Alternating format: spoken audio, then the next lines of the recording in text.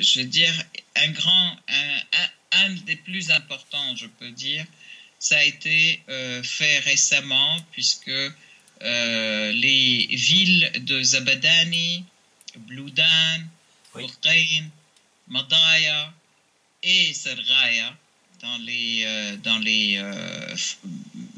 aux alentours de Damas, et qui étaient vraiment des fiefs terroristes, je peux dire, ont été libérés de tout terrorisme, puisque ceux qui ne voulaient sortir ont été accompagnés à Idlib, ceux qui ne voulaient pas se rendre parmi les terroristes, ils ont été accompagnés à Idlib, et de manière simultanée, il devait y avoir une sortie des personnes malades, blessées, et donc qui voulaient quitter les deux villages qui sont encerclés par les terroristes au sein du district du gouvernorat d'Idlib, Foua et Kefreya, et qui depuis 4 ans reçoivent sur la figure des bombes, des missiles et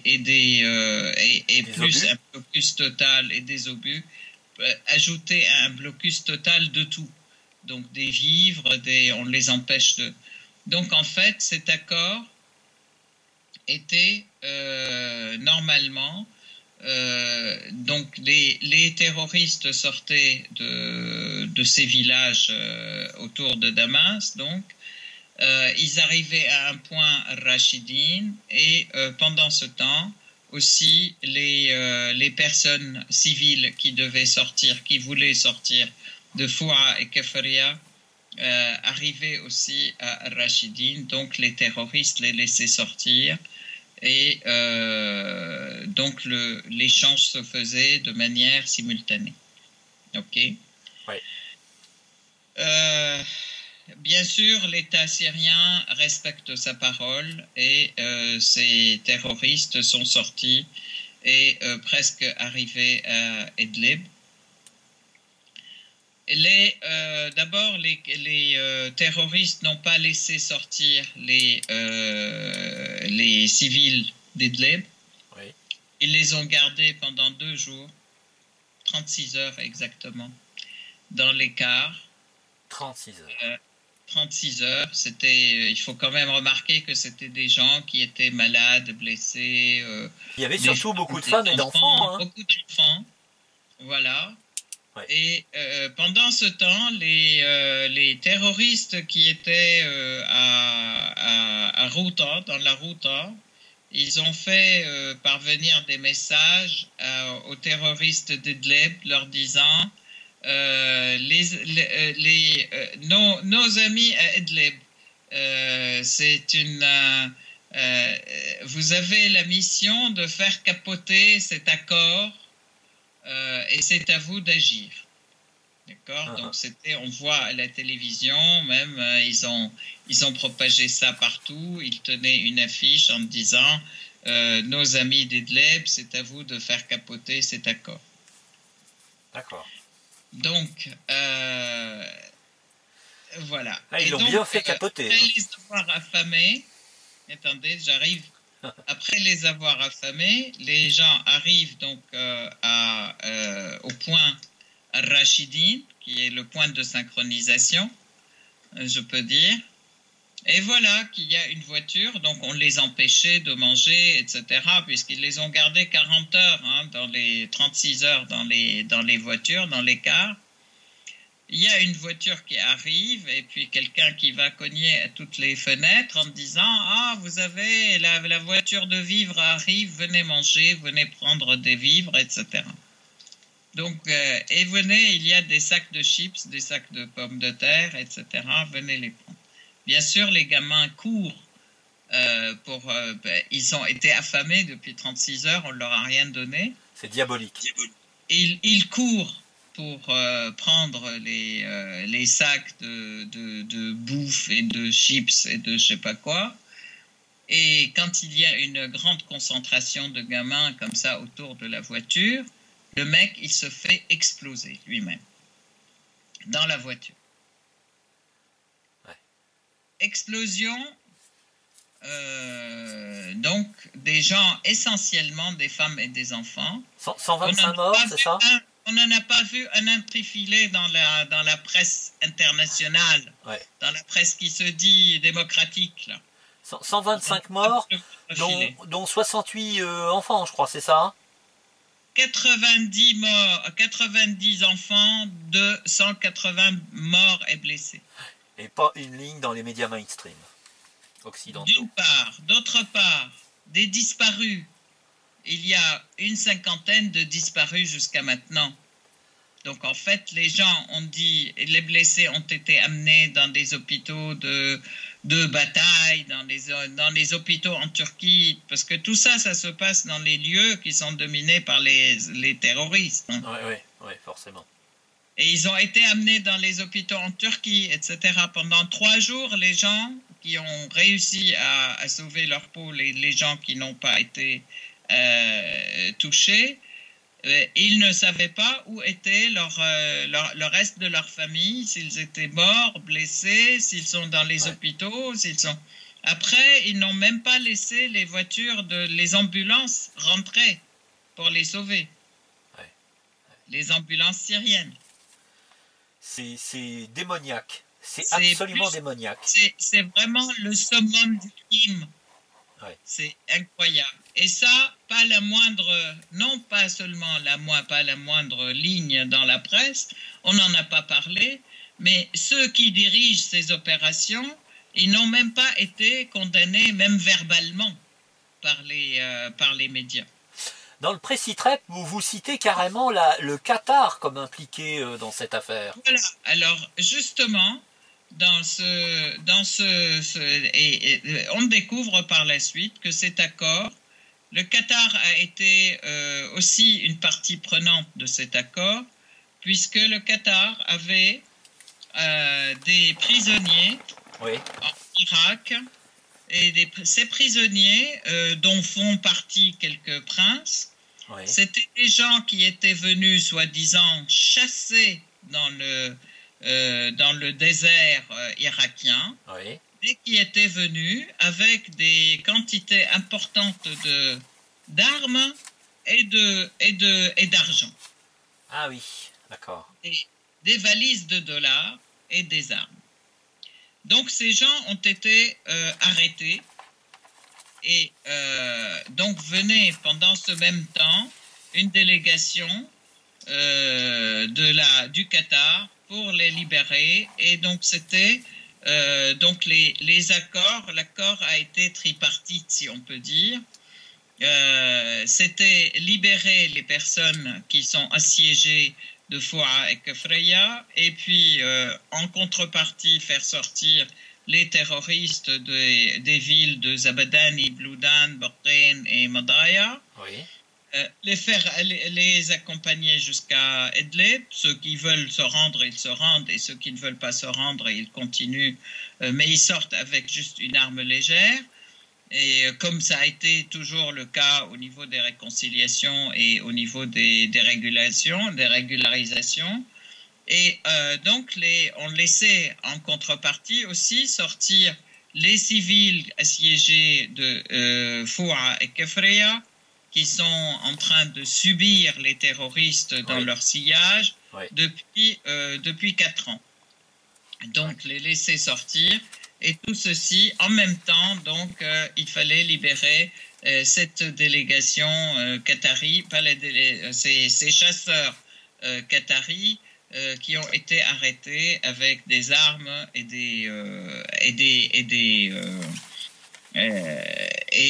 des quantités importantes de dollars, de valises de dollars. Et en fait, l'armée, la délégation qui arrivait hier en Irak aussi, était une délégation qui avait des valises aussi de dollars, lesquelles ont été, ça a été signalé par le Premier ministre irakien hier. Il a dit on ne comprend pas, mais ils ont trouvé dans la soute les valises de ces messieurs, qui étaient pleines de dollars. Donc nous les avons gelées, nous avons mis la main dessus pour l'instant pour pouvoir discuter et voir de quoi il s'agit. Ils étaient très surpris de voir ça. Sans doute ce sont les salaires des terroristes.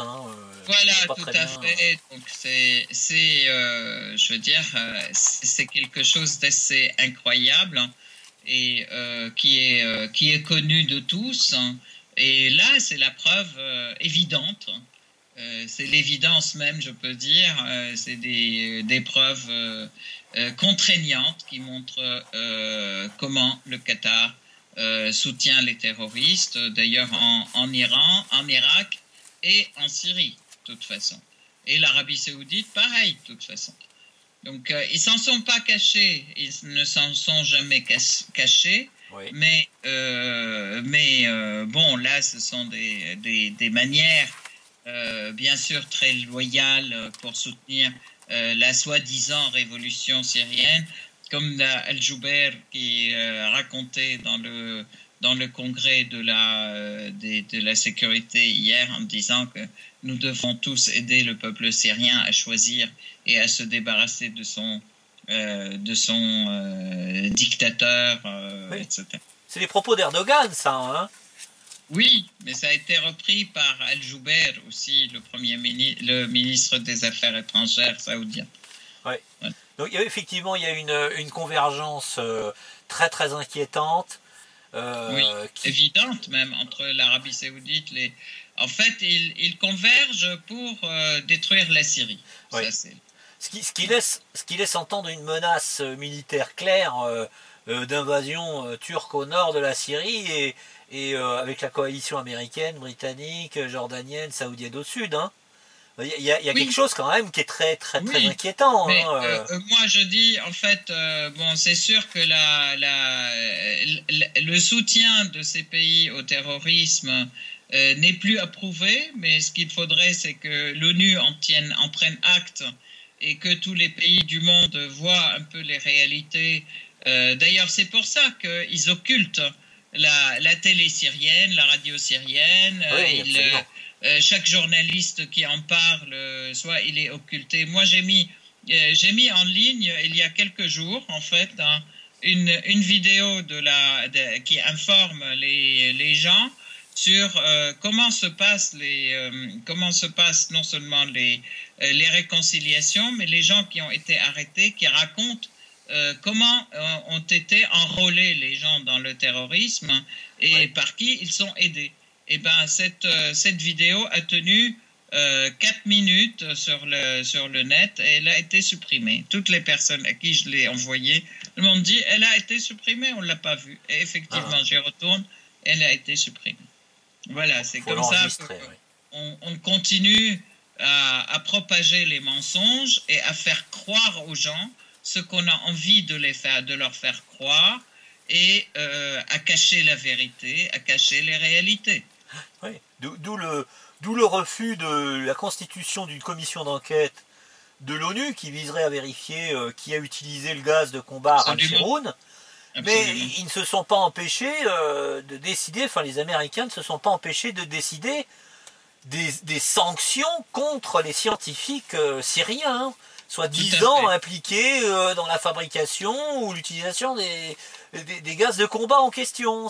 On arrive à un stade de mauvaise foi et d'accusations mensongères qui dépassent l'entendement, quand même. Alors, je tiens à dire, là, ça relève de deux choses, en fait. Cette guerre contre les scientifiques et les chercheurs syriens, je voudrais rappeler en 2003, avant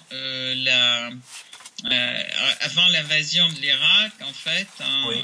Par les États-Unis, Colin Powell était venu voir notre président, Bachar al-Assad à l'époque, et il lui a dit vous resterez au pouvoir et nous on ne vous agressera pas si je vous demande par contre de ne pas accueillir les Irakiens chez vous, ne pas accueillir les chercheurs irakiens et surtout ne pas les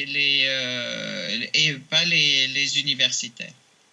Donc, bien entendu, ça a été un refus total. Les scientifiques irakiens ont été accueillis en Syrie à bras ouverts et ils ont pu travailler, ils ont pu enseigner à l'université et travailler dans les centres de recherche.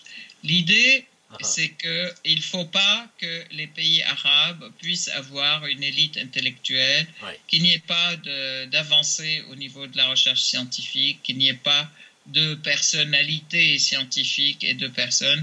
Ils veulent toujours que ce soit l'ignorance et l'obscurantisme qui régissent nos pays. Oui. C'est la raison pour laquelle, d'ailleurs, l'idéologie dominante de ces hordes terroristes, c'est l'obscurantisme et le rejet, le refus de l'école, le refus de l'enseignement, le refus de la science, etc. C'est l'obscurantisme, c'est un islam ou une idéologie appelée islam, mais qui n'a rien à voir avec l'islam, qui a été créée à cet effet pour détruire humainement et réellement toute structure mentale syrienne, irakienne, libyenne, etc. C'est un des objectifs qui est très important. Donc, ils œuvrent effectivement pour ça. Et aujourd'hui, si les scientifiques et les chercheurs syriens sont visés, c'est parce qu'on veut démolir justement ces capacités et ces ressources humaines, en fait. Ouais. Bon, ça c'est d'un côté, c'est complètement... et de l'autre côté, bon, je tiens à dire quand même qu'ils disent qu'il faut arrêter, comment dire, ils veulent mettre la main sur leurs comptes qui sont à l'étranger. Il n'y a personne qui a des comptes à l'étranger parmi les scientifiques syriens patriotiques, en fait. Ouais. Hein, ça, c'est ça. Donc, bon, c'est de la menace virtuelle, je peux dire. Voilà. Alors, avant de revenir à ce qui se passe en Syrie, vous nous gratinez d'un scoop très très intéressant, et je vais faire un préalable, c'est que ça concerne la Bulgarie. Ça concerne les armes que vend la Bulgarie. Et il faut, avant de parler du sujet principal, rappeler quelque chose qui est très important. Depuis la fin janvier 2017, la Bulgarie, qui était dirigée par un pro-OTAN musclé, je dirais, et qui avait participé à abroger le projet du pipeline, du gazoduc, South Stream, qui serait passé par la Bulgarie, ce qui a obligé la Russie à négocier avec la Turquie pour que ce gazoduc passe par la Turquie, en sachant tous les problèmes qu'il y a aujourd'hui avec la Turquie. La Bulgarie, qui se rappelle sans doute mieux que n'importe quel occidental ce que vaut la Russie et son état d'esprit, son mode de fonctionnement, ont décidé de mettre à la tête de leur État quelqu'un qui est un ancien communiste et qui est un russophile et qui est certainement à l'origine du scoop en question, de cette dénonciation-là, pour, je dirais, plomber copieusement en fait le projet américano-sioniste de destruction de la Syrie, puisque vous nous dites qu'il a dénoncé en fait la fourniture de 1500 à 2000 tonnes d'armes tous les 20 jours, achetées et payées par certaines monarchies du Golfe. On n'est pas obligé de donner leur nom, je crois que tout le monde comprendra. L'Arabie Saoudite et le Qatar, en fait, de toute façon. Donc je vous laisse en parler plus, c'est effectivement là... Effectivement, donc il y a c'est une revue bulgare qui fait état du fait que la Bulgarie, depuis le début de l'agression contre la Syrie, vend des armes d'ailleurs des armes américaines ou revendent des armes américaines aux terroristes dans la région, et ces armes sont payées par le Qatar et l'Arabie Saoudite. De la même manière, le directeur du Centre d'études du Moyen-Orient en fait parle de la même chose, de ce même fait, et il disait que de toute façon, d'ailleurs même parfois avec des noms, etc., que c'était tous les 20 jours 1500 à 2000 tonnes d'armes et de munitions étaient envoyées par la Bulgarie, qui d'ailleurs qui partait sur un bateau hissant le drapeau danois. Pavillon danois, d'accord. Danois, oui. Il s'appelait Marina Dak ou un truc comme ça. Ce drapeau, donc, et donc il arrivait au Golfe, hein, à une des villes du Golfe, et par là transiter jusqu'à Jeddah. Par Jeddah, et donc était livré aussi suivant par Jeddah et Aqaba, et donc était livré aux terroristes en Jordanie, et qui partait à Eskenderoun aussi pour être livré aux terroristes qui transitaient par la Turquie.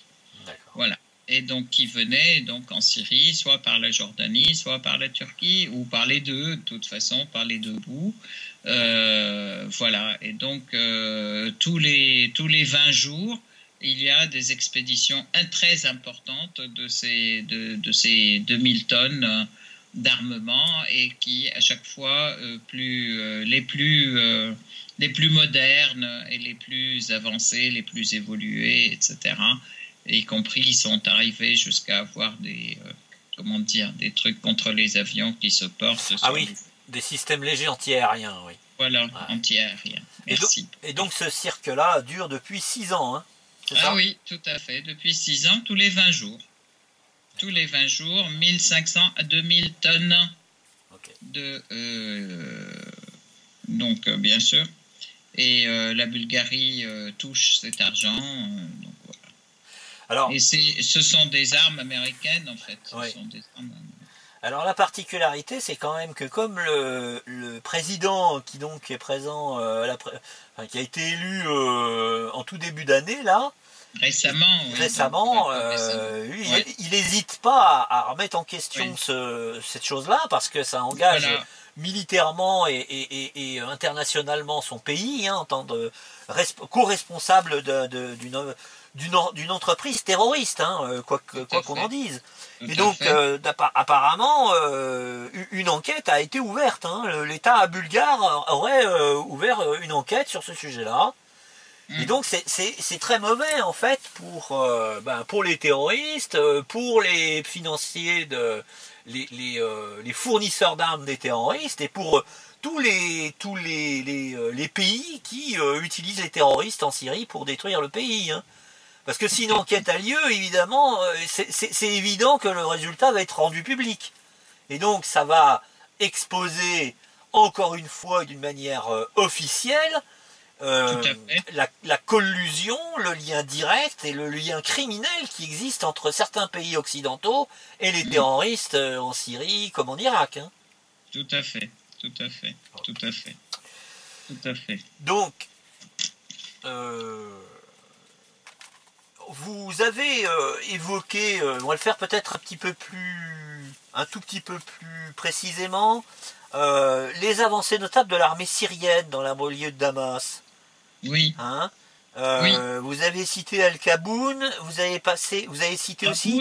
En fait, oui, mais c'est surtout l'essentiel, c'est que l'armée syrienne a coupé le lien entre Al-Qaboun et Douma. Ce qui fait que, parce qu'avant, tous les armes et les terroristes transitaient entre les deux de façon très ouverte, etc. Il n'y a pas des tunnels aussi, non? Moins. Si, mais Al-Qaboun, il y a des centaines de tunnels, ça c'est sûr. Ouais. Mais quand l'armée syrienne dit qu'elle a coupé effectivement la communication entre les deux, ça veut dire qu'elle a mis la main aussi sur tous les tunnels.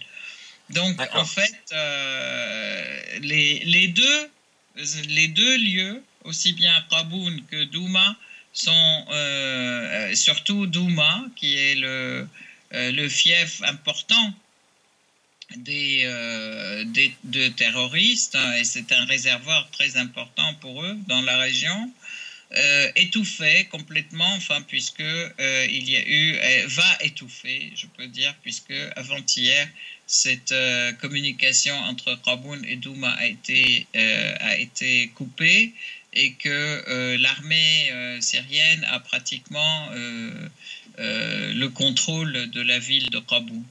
Ça, c'est un premier. Le deuxième point qui les a vraiment beaucoup gênés, c'est aussi cette libération, je peux dire, de la ville de Madaya, Zabadani, Bloudan, Sarghaya et Boqin. Ce sont des villes qui sont sur le Qalamoun, en fait, qui communiquent avec le Liban. Donc c'est aussi l'arrière de Arsal, qui est au Liban et qui est aussi aujourd'hui un fief de Daesh et d'Al-Qaïda. Donc ça, c'est ces villes qui étaient des villes qui sont occupées depuis le début aussi par les terroristes. Et ben, leur libération a fait mal. En fait, ça libère complètement toute la partie ouest de la ville. Ouais. Mais la partie ouest aussi de l'autoroute Beyrouth-Damas, Damas-Beyrouth et Beyrouth-Damas. Donc dans les montagnes du Liban, en fait. Ça contribue en fait à isoler les poches terroristes qui se trouvent encore au sud de Damas, en gros. Tout à fait, absolument, bien sûr.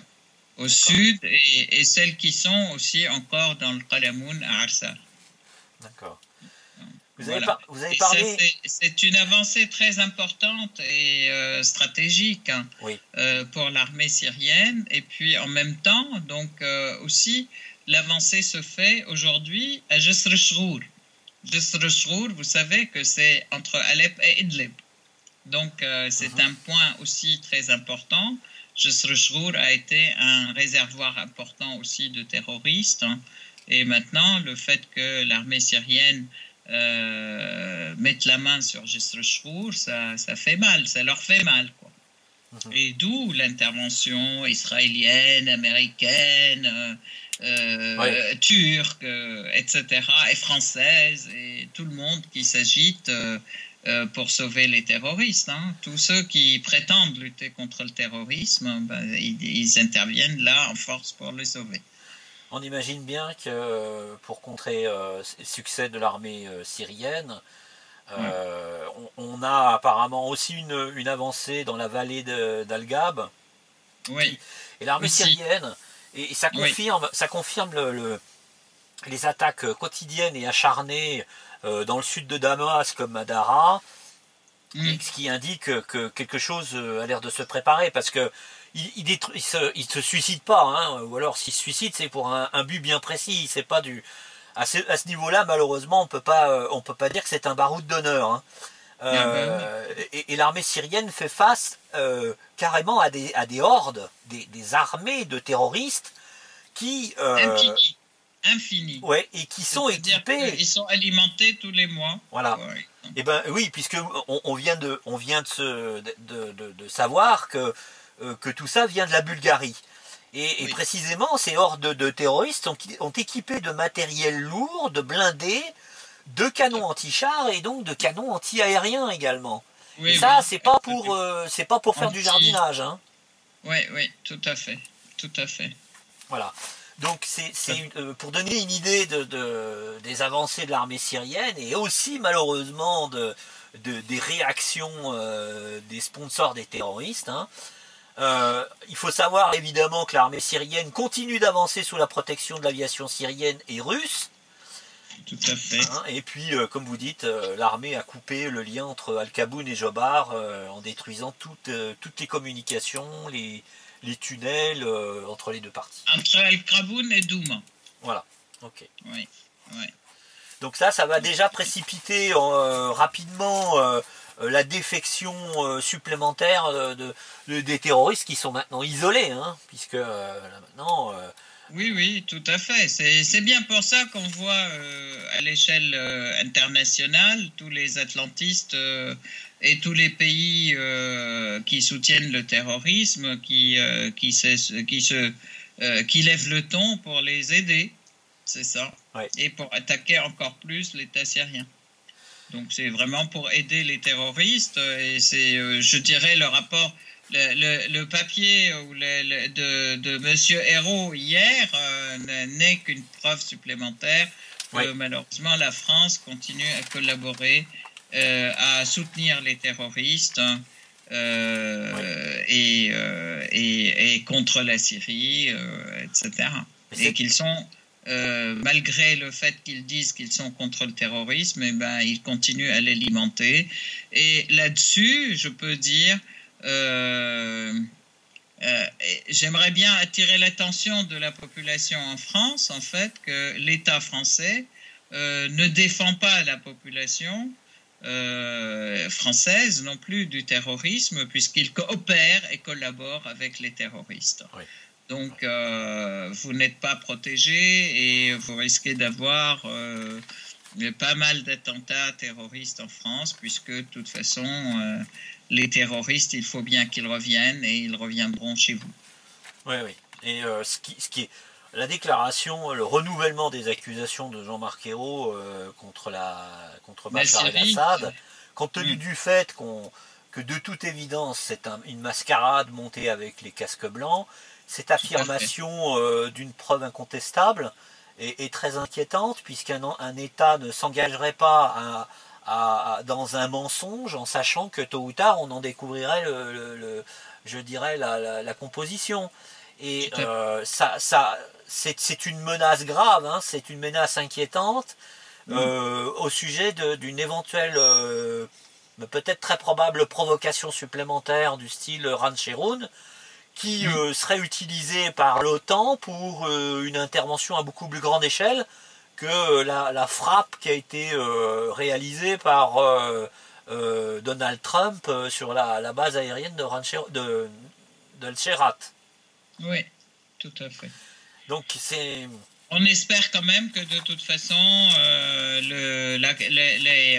comment dire, qu'il y a des voix au niveau de la communauté internationale qui vont s'élever contre ces agressions caractérisées et contre ces violations caractérisées aussi de la charte de l'ONU, et qu'il y ait effectivement plus de voix qui aillent dans le sens de faire respecter la souveraineté des pays et faire respecter le droit des peuples à décider eux-mêmes de qui les gouverne et de leur mode de gouvernement, et que ces mascarades s'arrêtent. C'est ça. Mais moi j'ai grand espoir aussi dans les peuples du monde. Je pense que là, on espère que les consciences s'élèvent de plus en plus par tous les médias alternatifs qui ont lieu et qui permettent de les informer. D'ailleurs là, je voudrais quand même faire un petit rappel aussi par rapport à ce qui se passe au Venezuela, parce que c'est exactement la même chose aussi qu'ils sont en train de faire au Venezuela contre le président Maduro. Et avant, c'était 5 tentatives de coup d'État qui ont avorté contre Chavez, que c'est ce qui a été fait aussi au Brésil pour destituer Madame Dilma Rousseff. Que c'était aussi en Argentine, ça a été aussi un peu ce qui a été fait pour destituer Cristina Kirchner. Voilà. Donc c'est sans arrêt. Je veux dire, la répétition en Amérique latine de l'interventionnisme américain pour avoir toujours à exploiter et à piller les richesses de ces pays. Oui. Et puis, bon, aujourd'hui, cette agressivité vis-à-vis de l'Iran, vis-à-vis de la Russie, enfin, c'est absolument incroyable. Oui. Voilà. Et nous souhaitons quand même que les voix vont s'élever pour un monde meilleur et plus pacifique. Ouais. Alors, si vous le permettez, je vais donner une petite information que vous m'avez donnée en précitrep. Et puis, un dernier sujet avant de vous laisser la conclusion. Vous m'avez signalé le 6e round de sortie des terroristes du quartier Al-Ware à Homs. Ah oui, tout à fait. Oui. Et vous m'avez également signalé le 6e congrès international sur la sécurité, MCIS, de l'année 2017, qui s'est réuni hier, en fait, voilà. Et aujourd'hui. Oui. Alors, deux informations qui sont importantes. D'abord, effectivement, que la ville de Homs est en train de devenir une ville complètement exempte de terroristes, et ça permet aux gens, ça permettra aux habitants de Homs non seulement de revenir à leurs différents quartiers, mais aussi à vivre et commencer à reconstruire.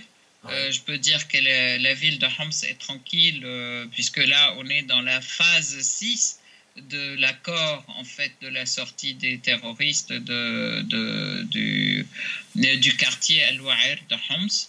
Oui.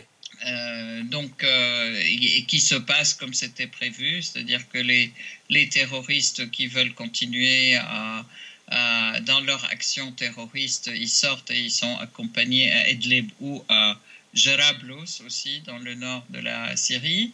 Mais ils sortent avec une arme légère en laissant toutes leurs armes lourdes dans les lieux. En fait,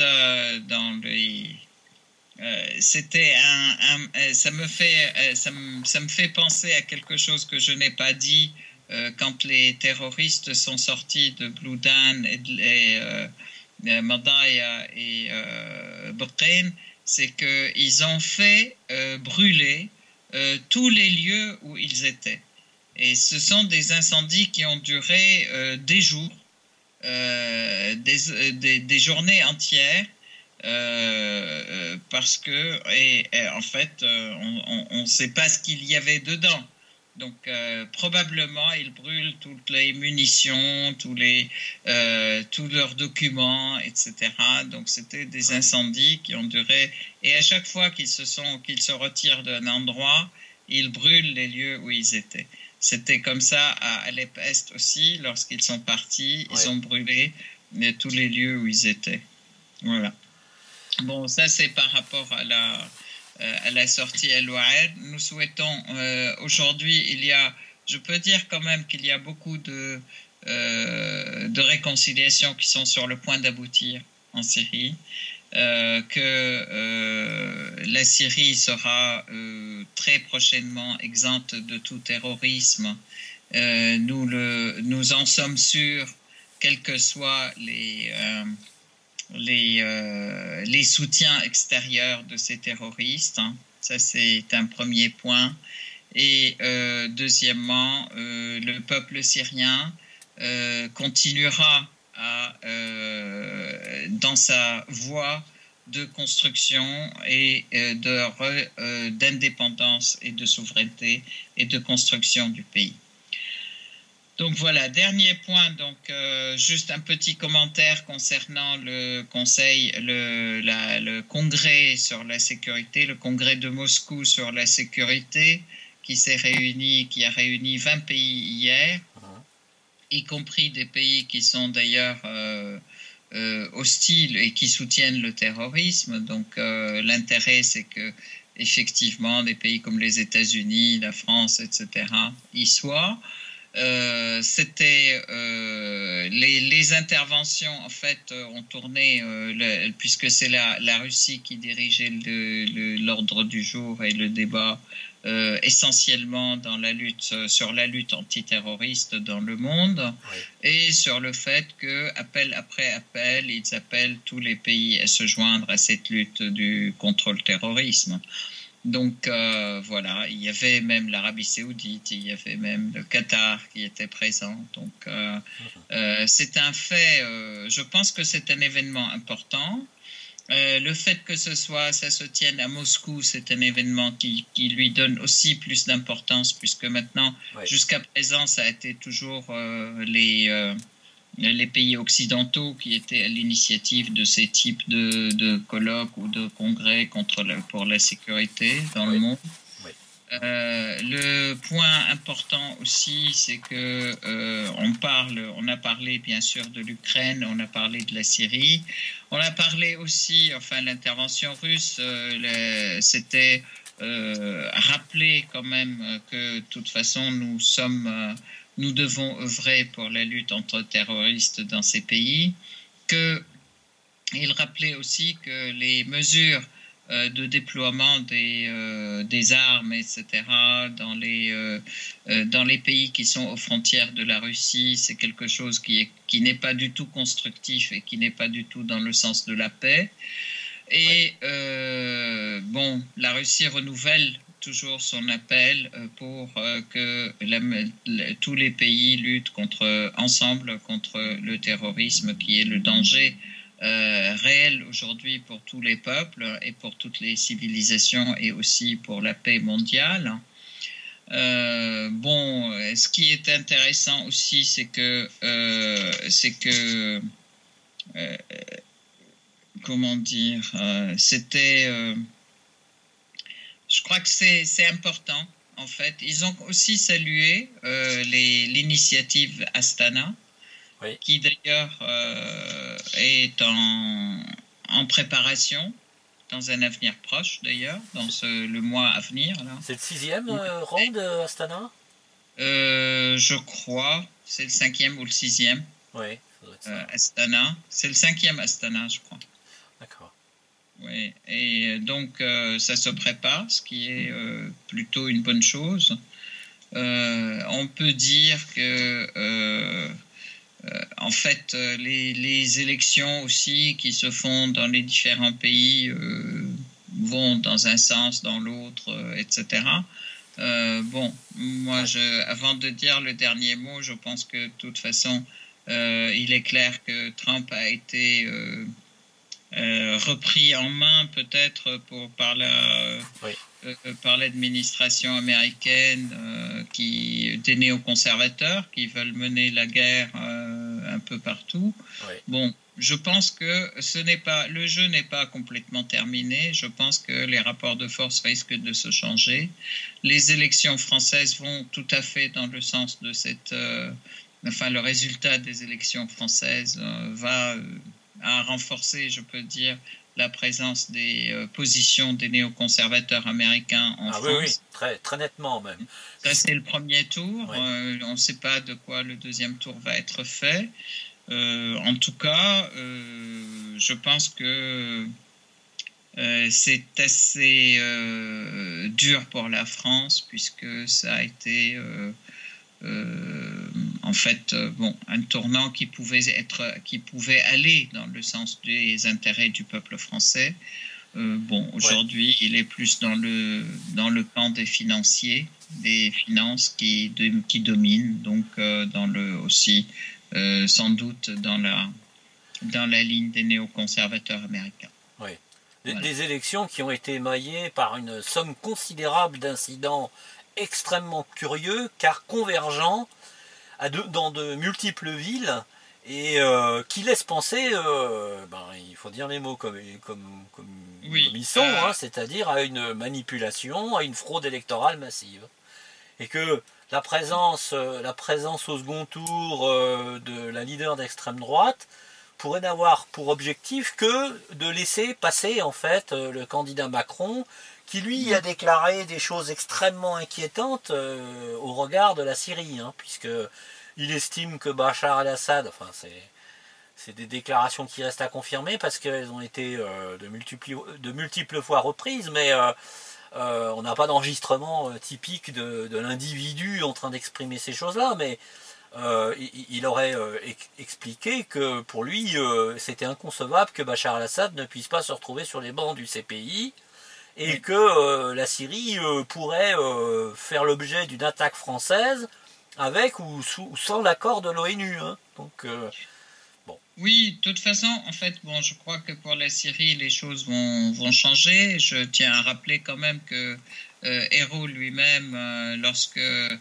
Trump avait dit que de toute façon, pour lui, c'est pas important que le président Bachar al-Assad s'en aille et que il allait bien faire avec lui. Le jour même, Jean-Marc Ayrault avait changé de position comme et Trump, a répété la même chose. Donc, malheureusement, enfin moi, ce que je peux dire, c'est ce qui est malheureux, c'est l'alignement de la politique française sur la politique américaine et qui n'est rien d'autre qu'un copier-coller où ils obtempèrent, quoi. C'est vraiment ça qui est dommage. Et puis effectivement, j'estime que la France aurait un rôle beaucoup plus valorisant et pour elle à jouer, et beaucoup plus un rôle dans le cadre de construire la paix et du dialogue, plutôt que à être vraiment le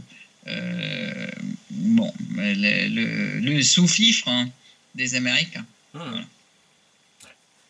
Voilà, donc il ne me reste plus qu'à souhaiter plein de bonnes choses au peuple français et au peuple syrien aussi, donc et à tous les peuples du monde, une grande victoire pour la lutte des Palestiniens qui est aujourd'hui menée aussi bien par les prisonniers que par le peuple palestinien contre l'occupant et contre la maltraitance de l'occupant et contre ces violations systématiques des droits de guerre, des droits humains, etc. Et donc, je vous dis à dans 15 jours pour le 18e CITREP. C'est ça, absolument. Merci beaucoup, Essard, de votre disponibilité et de votre regard du terrain.